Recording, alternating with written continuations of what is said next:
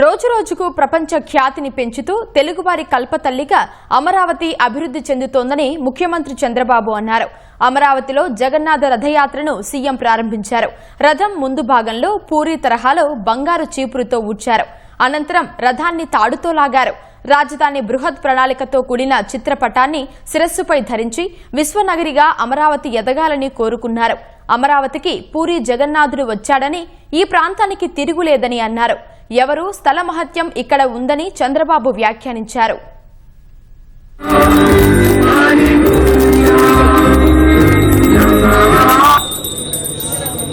ఓం తద్విష్ణో పరమపదం జావశ్యంతి సూర్యః దివేవ చక్షురాదం తద్విప్రాసో విపన్యవో జాగ్రవాహం సమింధతే విష్ణోర్యత్ పరమం పదం.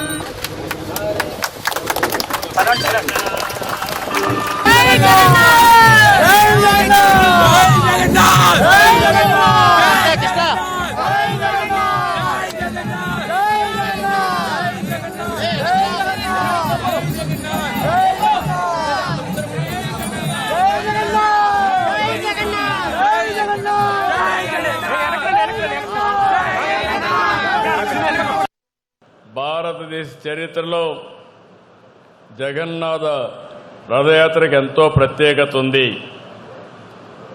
అలాంటి రథయాత్రని మొట్టమొదటిసారిగా మన అమరావతిలో నిర్వహించుకోవడం నాకు చాలా ఆనందంగా ఉంది. రాబోయే రోజుల్లో జగన్నాథుడు వచ్చారు, లక్ష్మీదేవి వస్తుంది.